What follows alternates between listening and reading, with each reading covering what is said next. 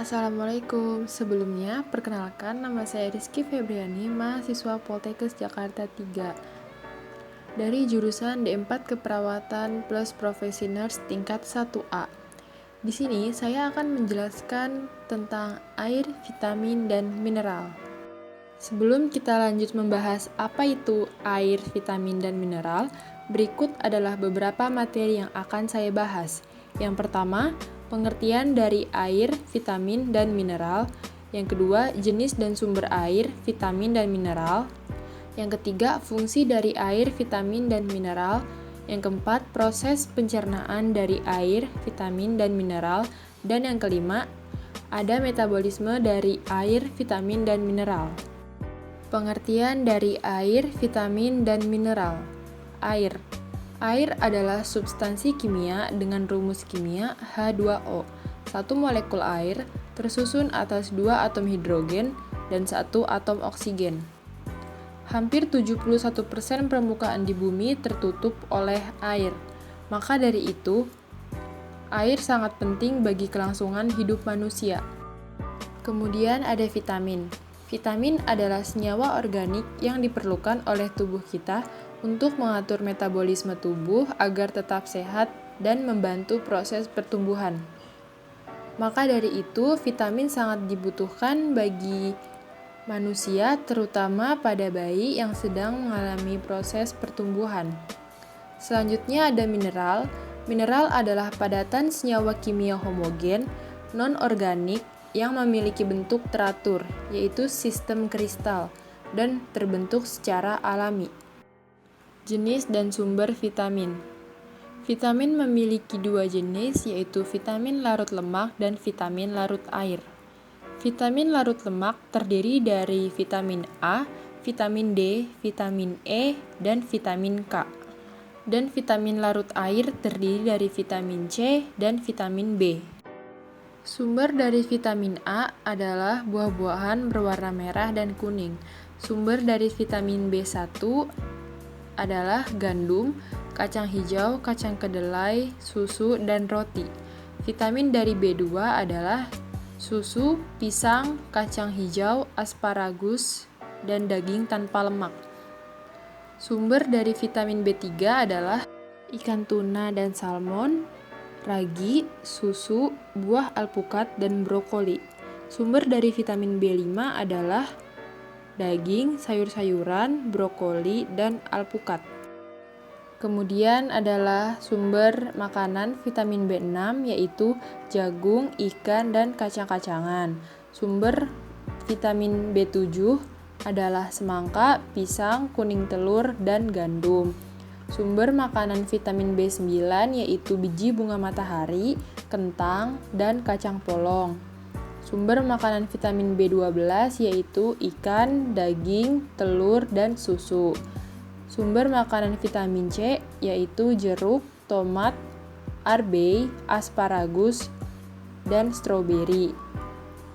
Sumber makanan vitamin E yaitu minyak sayur, gandum, lettuce, dan ragi. Sumber makanan vitamin D yaitu telur, hati, jamur, kacang kedelai, udang tiram, dan paparan sinar matahari. Sumber makanan vitamin K yaitu bayam, buah delima, minyak nabati, dan kacang-kacangan. Selanjutnya ada jenis dan sumber mineral. Mineral terbagi menjadi 2, yaitu makromineral dan mikromineral. Makromineral adalah mineral yang dibutuhkan dalam jumlah yang besar di dalam tubuh manusia. Mikromineral adalah mineral yang dibutuhkan di dalam tubuh dalam jumlah yang sedikit. Berikut adalah beberapa mineral yang tergolong ke dalam makromineral. Yang pertama ada kalsium, kalium, natrium, fosfor, magnesium, belerang, dan klor.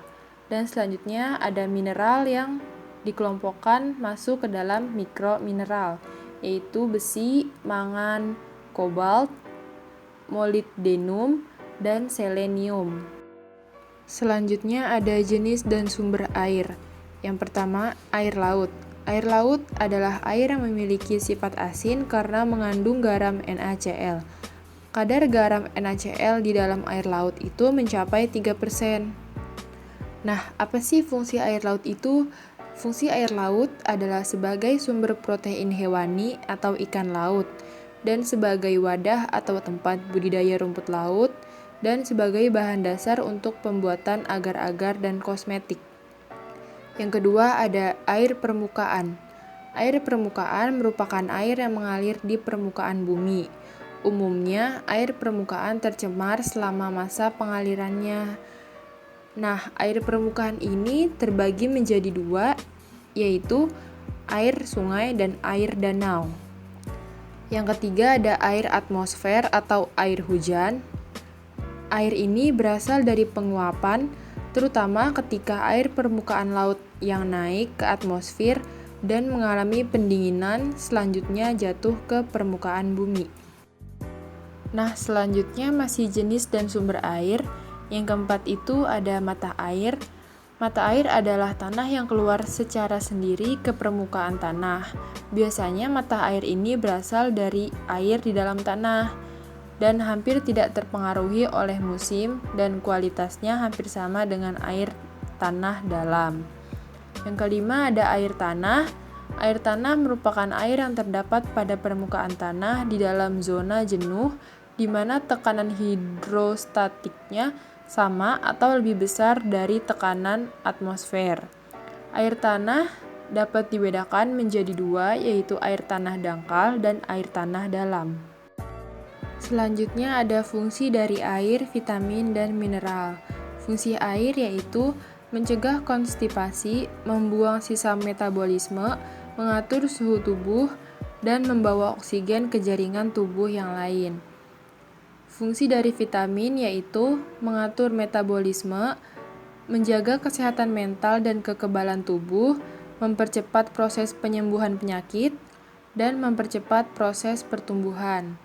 Selanjutnya ada fungsi dari mineral, yaitu berperan dalam proses pembentukan energi, pembawa sinyal pada sistem saraf, menjaga keseimbangan asam dan basa tubuh, mempertahankan serta menjaga kesehatan tulang dan gigi, dan menjadi komponen dari enzim dan hormon yang ada di dalam tubuh.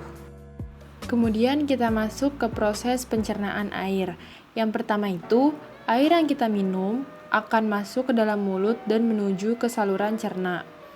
Yang kedua, air akan masuk melalui pembuluh darah kapiler ke dalam darah yang akan dialirkan ke seluruh tubuh.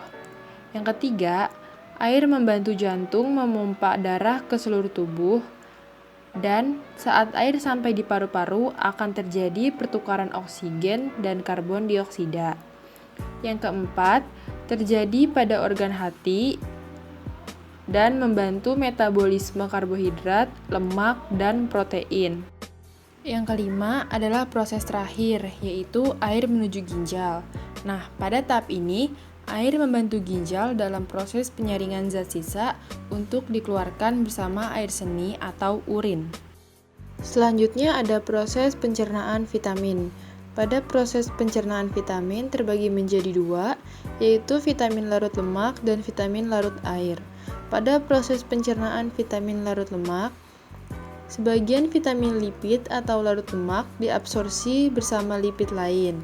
Absorpsi membutuhkan cairan empedu dan pankreas.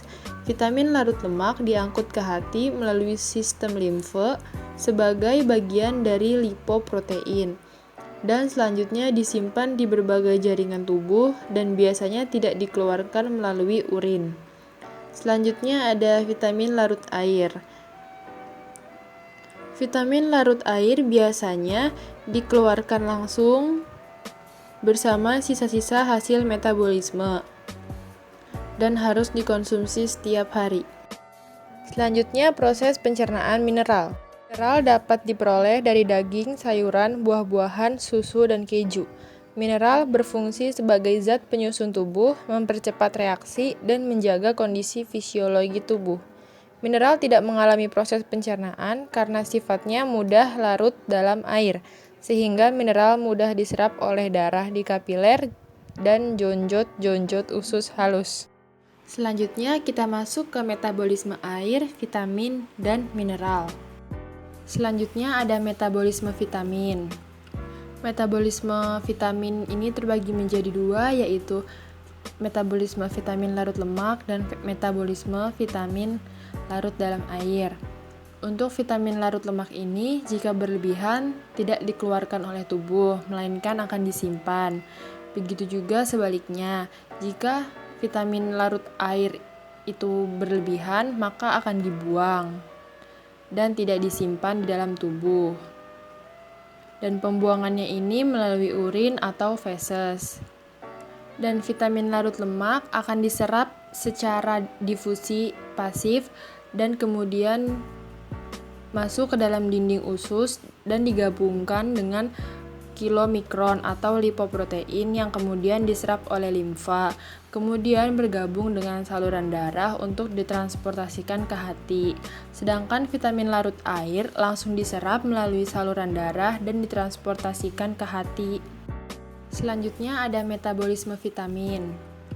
Metabolisme vitamin ini terbagi menjadi dua, yaitu metabolisme vitamin larut lemak dan metabolisme vitamin larut dalam air. Untuk vitamin larut lemak ini, jika berlebihan, tidak dikeluarkan oleh tubuh, melainkan akan disimpan. Begitu juga sebaliknya, jika vitamin larut air itu berlebihan, maka akan dibuang dan tidak disimpan di dalam tubuh. Dan pembuangannya ini melalui urin atau feses. Dan vitamin larut lemak akan diserap secara difusi pasif dan kemudian masuk ke dalam dinding usus dan digabungkan dengan kilomikron atau lipoprotein yang kemudian diserap oleh limfa, kemudian bergabung dengan saluran darah untuk ditransportasikan ke hati.